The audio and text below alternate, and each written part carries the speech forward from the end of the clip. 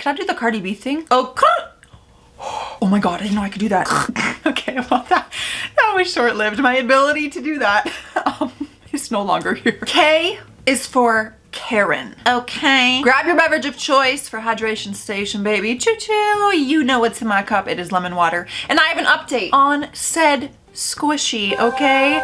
I saw a comment the other day and it just warmed my heart. Someone wrote, I don't know why, but your little squid plushie looks like an Olivia. So whatever. And then someone commented underneath saying, I'm going to start calling it Olivia. And it just warmed my little heart because about 6 years ago, I lost a dear friend of mine named Olivia. So it just like hit me and I was like, oh my God, I want to name her Olivia, even though she was so fun. Like she would totally be more of these vibes. She was a little firecracker.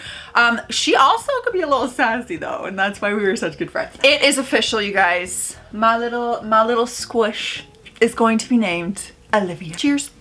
Oh my God, whatever those are, they look delicious. Oh, cookie ice cream sandwiches or something. Someone wrote, my God, the sound on this just woke up my husband. Turn it down.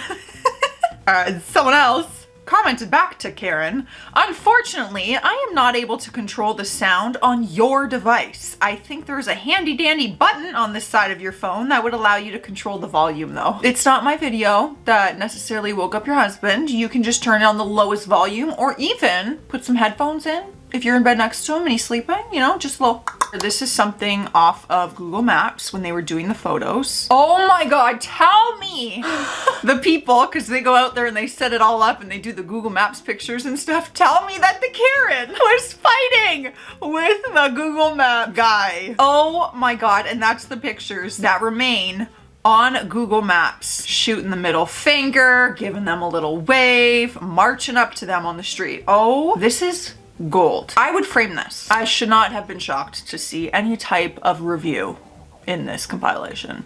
2-star review. Our experience was not a good one. Our server suffered a seizure, no one's fault, but the ability for them to recover from the unfortunate situation was catastrophic. We did not cause a fuss as we were concerned for the server, but after they got him up and into the ambulance, which took over 45 minutes, we still had to chance down a new server for ourselves. The food was okay, nothing to write home about. Their air conditioning unit was also not working or not able to keep up. My husband was in shorts and a golf shirt and was sweating the entire time. I do not see us going back. You really, like truly, you really couldn't have just kept this to yourself. You couldn't have just said, all right, it's a little hot in here. Everyone was flustered, so we had to get a new server because our current one had a seizure and put in an ambulance.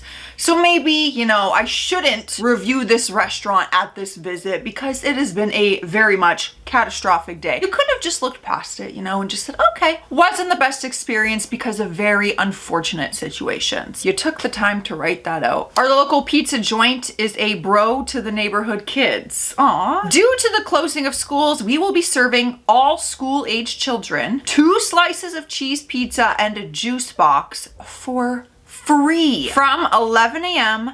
to 1 p.m. Monday through Friday. May God bless. Are you kidding me? What a beautiful thing to do. That is money coming out of that business's pocket. Monday to Friday, 11 to 1. You could get swarmed with families in there. That is so generous. I don't, like, who the hell is complaining? Let's see. It's Karen. Someone wrote, they would do them better by not giving them junk food. Give what they have, be grateful. What you have is not always a good thing. People will always complain about something, I swear. There are far more unhealthy meals for kids than a couple slices of plain pizza and a juice box. And I'd rather my kid eat pizza than go hungry. If you have something better to offer, then by all means, do step up. If you don't want to take your kid there for some free pizza because you want your kid eating healthier, by all means, you do you. But to complain about something as generous as this, like, you must have a miserable life. Oh, we got a handwritten note. Fresh out of a diary, it seems. Hi, blank. I hope that life is treating you well. Do you? I have a feeling in the snow, you're not actually gonna hope that I'm doing well. I hope that you are enjoying the house as much as we did. I miss the kitchen drawers and cabinets. Ooh, so this is previous house owner to new house owner. Just a simple question. Why aren't you friendly with the neighbors? I have been told that no one sees you, and when a neighbor is out to say hi, that you back away and go in the house. We are a friendly neighborhood and thought that you would blend in well. That means decorating for the holidays also. I've heard that our old house was the only one on the block that had no decorations on it. I am really disappointed that you don't fit in. The neighborhood seems to be not the right fit for you. Take care and please be friendly. They are good people. You took the time to write this letter and either mail it to me or drop it off to me. Ma'am, are you bored? Are you bored? You don't know what they're going through. You have no idea. Maybe they simply don't want to decorate for the holidays. You don't know if they even believe in the holidays. You don't know anything about them clearly. And maybe they just simply don't want to. And that's okay. Maybe they struggle in social settings. Not everyone has to be, friendly with their neighbor if they don't want to. Shock. 1 star. 1 star. Evidently, the store feels like they have enough business and should close early, even during a down retail period / pandemic. Showed up 2 minutes before closing.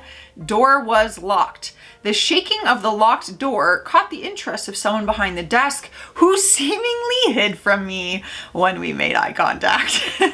What she didn't know is I had a specific item in mind and just needed to find my size, buy, and leave. You get 1 star for being lazy and have lost my business at this location forever. Now, I feel like some people might debate this one. I've worked retail. If the store was dead and empty and it was quite literally like 90 seconds from the closing time, yeah, sometimes our managers would just lock the door because even if you came in that minute, we're not going to cash you out because we close at this time. Some people might say, well, no, if they do come in within that 90 seconds, whatever, 2 minutes, that you should allow them in. I'm curious to know what you guys think about that.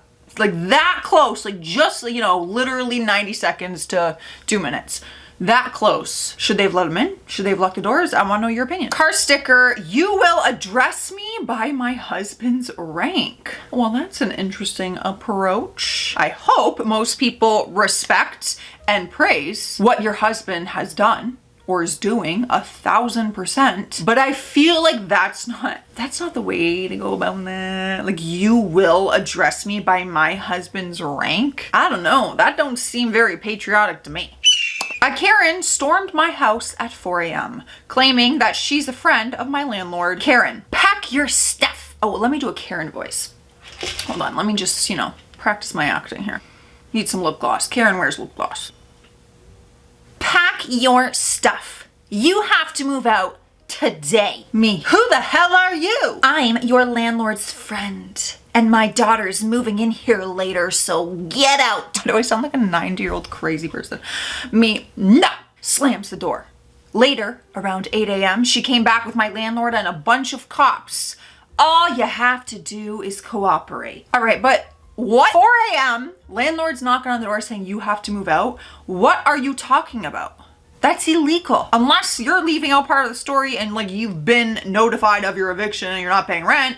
But come in and try the worst coffee one woman on TripAdvisor had in her life. I love it.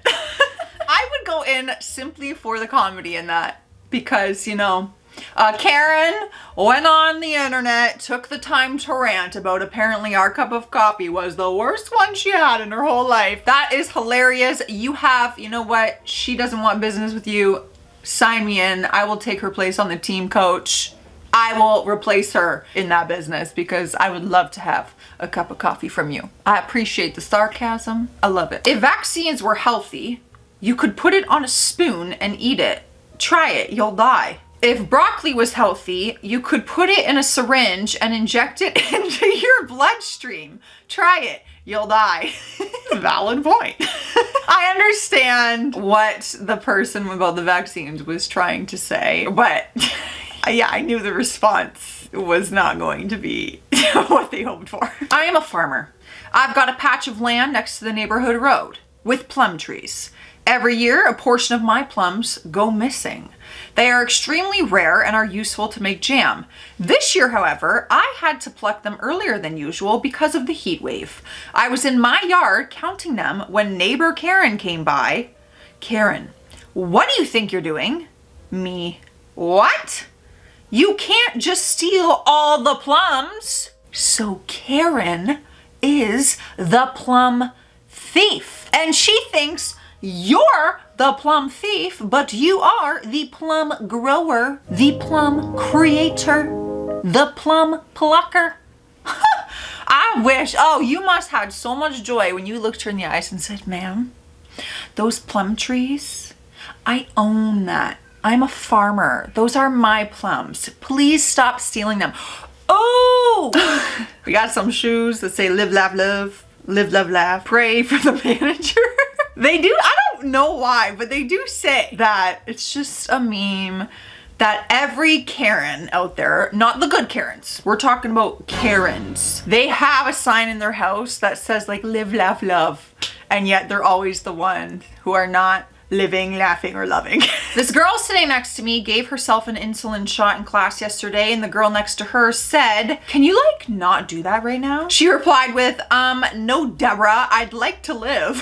What? Like quite literally, I cannot not do that right now. I understand not everyone is comfortable with seeing needles or things like that, but I would simply, look the other way, or for the 2 seconds we're doing it, just close my eyes, you know? Not a big deal. Ooh, another letter. Concerned citizen. To whom it may concern, or whoever is driving the fire truck for practice non-emergency runs through the hours of 10 p.m. to 9 a.m. nightly. I would kindly ask you to stop. You are disturbing and waking people in the neighborhoods off of Lead Mine Road. I personally live on Longwood Drive, which is directly off Lead Mine Road, and to me, more specific at the bottom of Lead Mine, whatever, near the intersection of Millbrook Road. Your station fire truck wakes me every night in the AM hours with the extremely loud siren. You are disturbing the peace and creating sleep disorder. That's okay, they'll come pick you up in their fire truck. It appears to me this is some sort of compulsion or obsession of the driver, since it happens every night around the same time. I have documented this. Lead mine, whatever the fuck road is purely residential. There are alternate routes such as Creedmoor Road to take more emergency assistance. I am bringing this to your attention in order for me not to escalate this to your superiors or take legal action. Oh my God, I wish you would. I wish you would. To your superior, who do you think is sending these people out there to do the training in the trucks? They're superiors. They're not just like stealing the fire trucks and going for some donuts in the parking lot. They're literally learning how to drive it. And obviously these hours of the night, it's more quiet. The roads aren't busy. I would rather them have the training when they're out there trying to save lives every day. Not to say that it would be annoying hearing that when you sleep, okay? I mean, I hear them all the time because I live in downtown Toronto, and that's just, there's trains, there's sirens, so I guess I'm used to it. All right, y'all. Those are some more Karens, and you know, we've always got more coming. I'm out here. Stay classy out there, stay sassy, and I'll see you tomorrow.